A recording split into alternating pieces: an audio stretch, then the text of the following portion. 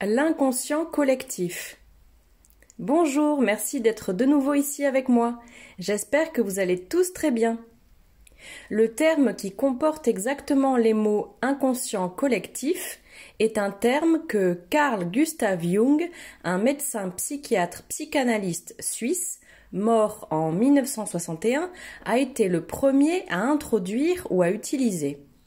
En quelques mots, Jung a décrit l'inconscient collectif comme faisant partie de l'esprit de toute l'humanité dans son ensemble et contenant des souvenirs et des idées dont l'individu n'est pas conscient. Et toujours selon Jung, cet inconscient collectif provient de la structure du cerveau dont nous héritons et pourrait être décrit comme la réalité que toute l'humanité a accepté de percevoir. Jung est très respecté ici parmi les taïgésiens, parce qu'il est perçu non seulement comme un pionnier de la psychologie terrestre moderne, mais aussi parce qu'il ne tombait pas dans des définitions et des concepts matérialistes comme la plupart de ses collègues contemporains. Dès les premiers jours de sa vie, Jung était très connecté au paranormal et les expériences personnelles qu'il a eues dans ce domaine se reflètent dans l'approche non matérialiste de ses interprétations de la psyché humaine. Même si je relève une touche matérialiste dans sa définition de l'inconscient collectif, dans la partie qui se réfère au cerveau.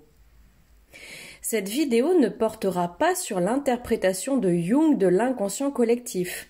Il y a déjà beaucoup de matériel, de livres et de vidéos sur Jung et ses interprétations. Ma vidéo va parler de la façon dont la culture taïgésienne voit ou interprète l'inconscient collectif. Et j'utiliserai ce terme car je n'en ai pas d'autre, du moins pour le moment. Mais la façon dont les taïgésiens conçoivent et décrivent l'inconscient collectif diffère sensiblement de celle de Carl Gustav Jung, surtout parce que dans l'interprétation des taïgésiens, la télépathie joue un rôle important dans l'inconscient collectif et pas dans celle de Jung. En revanche, les deux interprétations se rejoignent sur le fait que ce sont les accords de perception d'un groupe qui forment son inconscient collectif. L'interprétation qu'en ont les taïgésiens est la suivante. Quand il y a un groupe de personnes, une société ou une culture, les membres ont par exemple tendance à vouloir s'intégrer le mieux possible dans cette société, et c'est facile à comprendre car c'est une question de survie. En effet, tout individu qui n'est pas considéré comme acceptable dans une société aura tendance à être ostracisé et isolé du groupe. Cela est particulièrement évident dans les sociétés primitives où l'individu qui a été expulsé du groupe pour une raison quelconque sera confronté à une mort certaine en essayant de survivre par lui-même dans la nature. Il en est de même pour les individus qui vivent dans une société avancée aujourd'hui, et ce, qu'ils soient humains ou non humains, ou même non humanoïdes, puisqu'ils ont tous ce besoin d'appartenir à un groupe, car c'est enraciné dans leur inconscient, qui porte encore la mémoire de leur vie passée dans des sociétés primitives. Sur Terre, ce besoin primordial d'appartenir à un groupe de personnes pour sa propre protection et survie est également exploité pour maintenir l'humanité dans une vibration basse, parce que la société sur Terre est tellement chaotique et malade qu'il est intrinsèquement impossible de s'y intégrer telle qu'elle est. Et cela exige d'avoir cet instinct primordial de survie, en plus de favoriser le développement d'innombrables pathologies, aussi bien des problèmes de santé physique que des problèmes psychologiques, y compris le développement de psychopathes dans le vrai sens du terme. Et c'est de là que vient la fameuse citation du philosophe indien Jiddu Krishnamurti qui dit « Ce n'est pas un signe de bonne santé mentale que d'être bien adapté à une société profondément malade ». Un individu s'efforcera toujours de s'intégrer dans la culture dans laquelle il se trouve, mais si celle-ci est remplie de contradictions et de règles impossibles à suivre, et qu'elle est source de jugements sous plein de formes différentes, l'individu gaspillera toute son énergie, en particulier mentale, en tentant de s'adapter à cette société dans laquelle il est impossible de vivre de manière acceptable et avec une bonne qualité de vie. Bien qu'il puisse y avoir un bon degré de liberté dans n'importe quelle société, en particulier dans les sociétés interstellaires, les individus ont encore tendance à adhérer à la culture dans laquelle ils sont nés ou dans laquelle ils ont passé la majeure partie de leur vie et de leur temps. Et les images mentales ou les frontières qui définissent cette culture, du fait d'être perçues par plusieurs individus, deviendront les limites perceptuelles d'une telle société, même si ce ne sont que des frontières psychologiques et non physiques, comme c'est le cas de la société de la Terre, qui contient aussi physiquement la plupart de ces limites perceptuelles. Lorsqu'une société a des limites claires, le concept d'identité culturelle se forme, et les membres de cette société adopteront les us et coutumes du lieu. Ils auront tendance à penser de la même manière, à avoir les mêmes accords de perception et de compréhension sur la façon dont la réalité fonctionne, créant ainsi une bulle de réalité autocontenue ou autonome qui sera spécifique à ce groupe d'individus. Cette bulle de réalité contient des idées, des accords de perception, des images et des valeurs que partagent tous les individus de cette matrice et qui peuvent ou non correspondre à ceux d'autres groupes d'individus ailleurs. Suivant la définition de Jung de l'inconscient collectif, toutes les choses que ces individus dans une culture désapprouvent, n'aiment pas ou qui sont causées par un traumatisme personnel ou collectif finissent dans un sac mental de choses dont les individus ne sont pas conscients et qui finissent par dicter leurs réactions et leurs activités et qui finissent aussi par dicter le destin de la société en question. Tous les individus d'un groupe ou d'une société ont des fréquences similaires ou des vibrations personnelles qui les ont rendus proches de la société dans laquelle ils vivent. C'est aussi la raison pour laquelle une personne starseed ou qui est passée par un puissant processus d'éveil spirituel tend à se séparer du collectif, car elle n'est plus compatible avec les autres au niveau vibratoire. Dans le cas des starseeds et des éveillés, après leur vie sur Terre, ils retourneront graviter vers la fréquence du lieu et de la société où ils ont passé la plupart de leur temps à exister et qui est probablement en dehors de la planète Terre, dans une culture stellaire. C'est pour cela qu'ils peuvent ressentir qu'ils ne sont pas du tout à leur place sur Terre, car leur essence même n'est pas compatible avec cette société. Et c'est pourquoi ils aiment passer tant de temps seuls dans la nature ou avec les quelques amis proches qu'ils peuvent trouver. En ce qui concerne les personnes qui sont contenues dans un collectif, elles ont une tendance très forte à s'y adapter et à fonder toutes leurs valeurs et leurs intérêts sur ce que dicte le groupe. Et que l'individu ou le groupe auquel il appartient en soit conscient ou non, la télépathie au sein du groupe est très active. Et c'est par son biais que proviennent la plupart des accords de perception et des idées collectives. Les gens sont dans une soupe de vibrations et de fréquences qui les affectent fortement, à tel point qu'ils pensent littéralement pareil, souvent même de manière coordonnée, où tous leurs accords de perception qui composent leur réalité sont transmis d'une personne à l'autre dans une sorte de système Wi-Fi mental. Ce système fonctionne à de nombreux niveaux, le plus puissant étant celui de la communauté immédiate de l'individu, de son pays et de sa planète.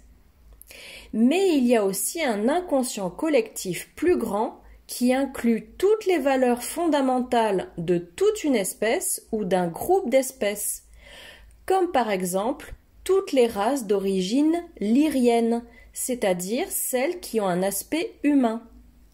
Elles partagent toutes les mêmes concepts de base qui composent la réalité et qui indiquent comment interagir avec cette réalité.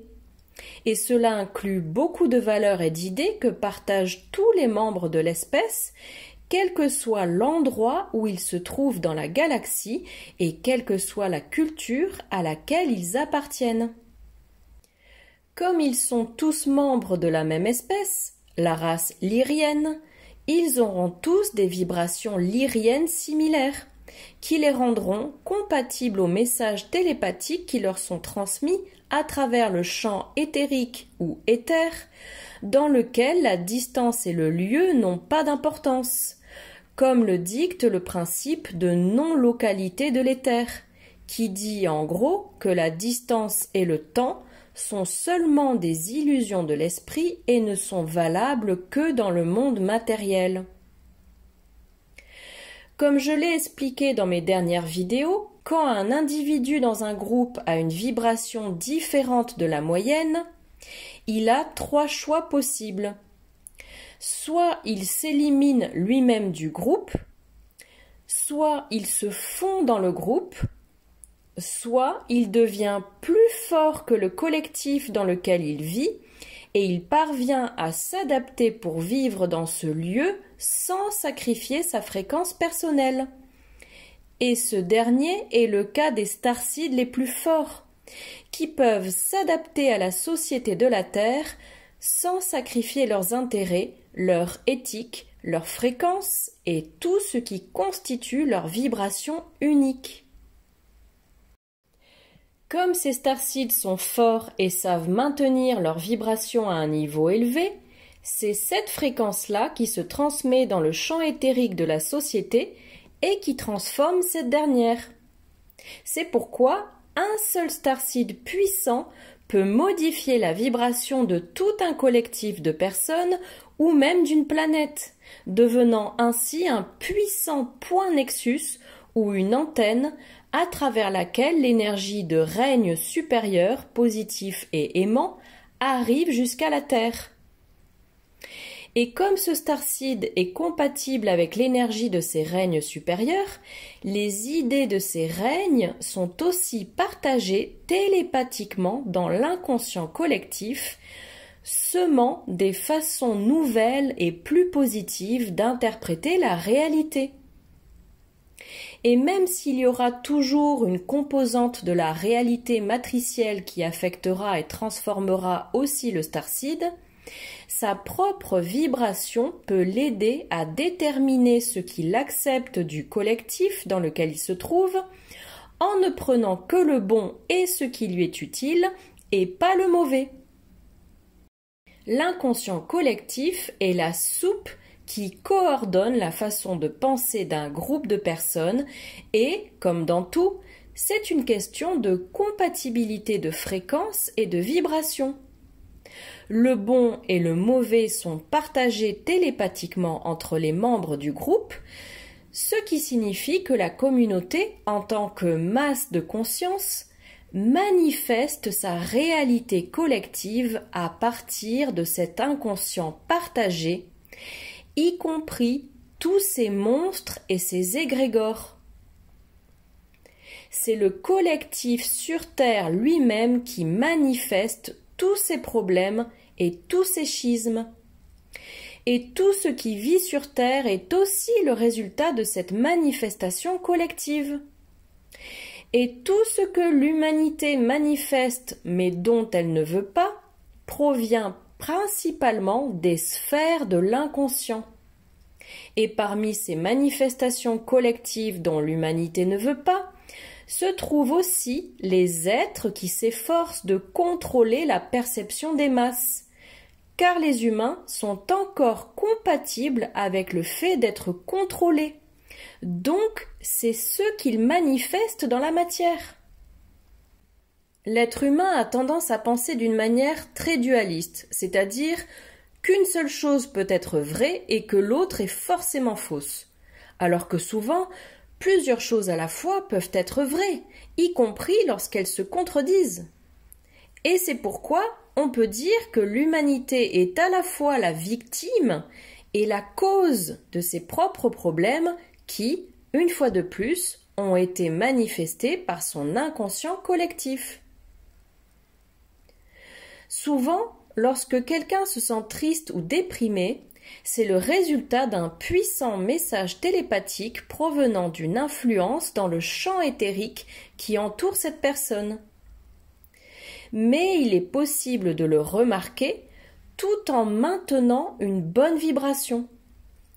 Et tout ce dont nous avons besoin pour ce faire est d'un cadre solide ou d'une structure personnelle forte, et d'être en mesure d'analyser ses propres sentiments et pensées pour identifier ce qui est à nous et ce qui ne l'est pas. Cela veut dire que l'on a besoin de bien se connaître soi-même. C'est pour ça que si tu es un starseed sur Terre, tu dois toujours être attentif à ta fréquence et être responsable de tes décisions et actions. Car non seulement celle-ci t'affecte toi, mais en plus tu affectes le champ éthérique dans lequel tu te trouves et d'une manière très forte, simplement parce que tu es différent de la moyenne. Et cela signifie que tu as aussi un pouvoir de manifestation plus fort. L'idée qui ressort de tout ce que je viens de dire peut être un peu inquiétante, car elle nous fait réaliser que nos pensées ne sont pas aussi personnelles et privées que nous l'aimerions, puisque le champ de l'inconscient collectif nous affecte autant que nous l'affectons nous-mêmes.